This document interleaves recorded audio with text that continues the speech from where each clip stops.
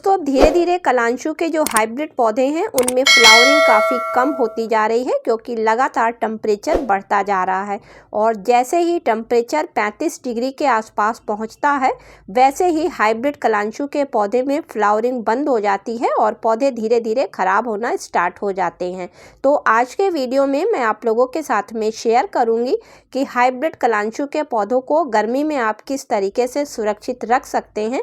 इसके लिए अभी आपको अपने कलांशु के पौधों में कौन से ऐसे ज़रूरी कामों को करना है और किस ऐसी चीज़ का इस्तेमाल करना है जिससे पूरी गर्मी आपके कलांशु के पौधे सुरक्षित रह सकें। नमस्कार दोस्तों, आप सभी का अपने ही चैनल पर एक बार फिर से स्वागत है। तो चलिए दोस्तों वीडियो को स्टार्ट करते हैं। कलांशु एक सकुलेंट पौधा होने के साथ साथ दो वैरायटी में आता है।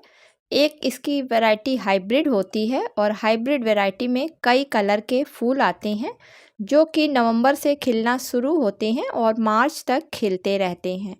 डबल और सिंगल दोनों ही पैटर्न में इसमें फूल खिलते हैं। नर्सरी पे ये पौधे आपको बहुत आसानी से मिल जाते हैं। रेट कुछ इनके ज़्यादा होते हैं।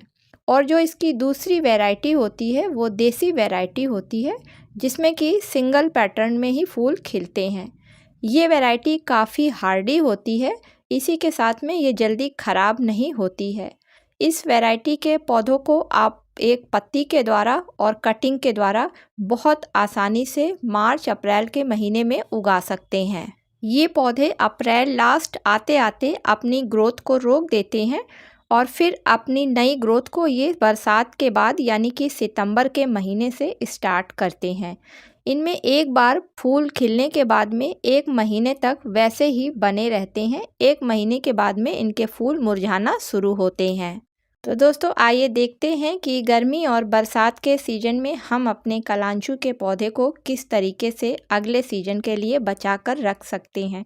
तो दोस्तों जैसे ही टेम्परेचर बढ़ने लगे तो आप इन पौधों को ऐसी जगह पर उठा के रखें जहां पर सुबह की सिर्फ इनको 1 से 2 घंटे की ही धूप लगे, क्योंकि अगर इन्हें ज़्यादा देर धूप में आप रखेंगे तो इनके किनारे की पत्तियां लाल होने लगती हैं और इनकी पत्तियों में जो पानी स्टोर होता है वो पानी ख़त्म होने लगता है गर्मी की वजह से, जिसकी वजह से ये पत्तियां सूखने लगती हैं और फिर पौधा भी ख़राब हो जाता है। दूसरी चीज़, गर्मी के मौसम में कलांशु के पौधे पर किसी भी तरीके की कोई कटिंग नहीं करनी होती है, क्योंकि दोस्तों ये अपनी ग्रोथ को उस समय रोक चुके होते हैं और अगर उस समय इनकी कटिंग कर दी जाती है तो जहाँ से इनकी कटिंग करी जाती है उस भाग पर फंगस लग जाती है, जो कि आगे चलकर बढ़ती जाती है और फिर धीरे धीरे पूरा पौधा खराब हो जाता है।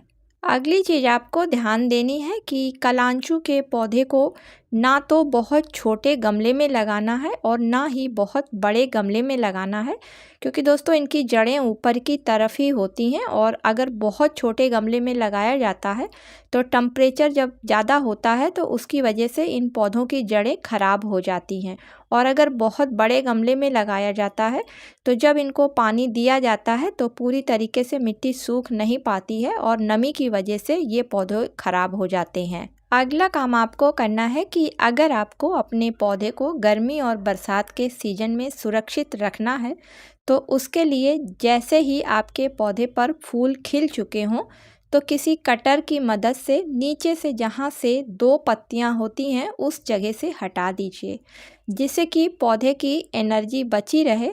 इसी तरीके से जब जब पौधे पर जो फूल सूखते जाएं तो आप उनको तुरंत पौधे पर से हटाते रहिए, जिससे कि पौधा वहां से जब तक बहुत गर्मी ना हो तो हल्की सी अपनी ग्रोथ को स्टार्ट रखे और पौधा मजबूत रहे, क्योंकि कलांशु के पौधे 40 डिग्री टेम्परेचर जाने पर अपनी ग्रोथ को रोक देते हैं और फिर ये पौधे ख़राब होना शुरू हो जाते हैं गर्मी की वजह से।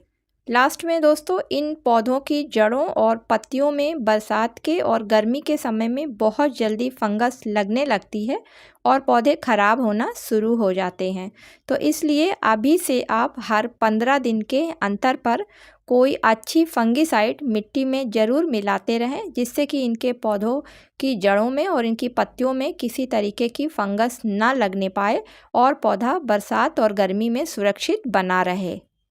लास्ट में चूँकि कलांचू के पौधे एक सकुलेंट पौधे होते हैं और इस वजह से इनकी पत्तियों में और इनके तनों में काफ़ी मात्रा में पानी स्टोर रहता है और उसी स्टोर पानी को ये अपने ऊपर इस्तेमाल करते हैं। तो इनको पानी आप बहुत कम दें, तभी आप पानी दें जब इनकी मिट्टी अच्छी तरीके से सूखी हुई हो। इसके अलावा बरसात के सीज़न में इन पौधों को ऐसी जगह पर उठा कर रखें जहाँ पर इनके ऊपर बरसात का पानी बिल्कुल भी ना आए।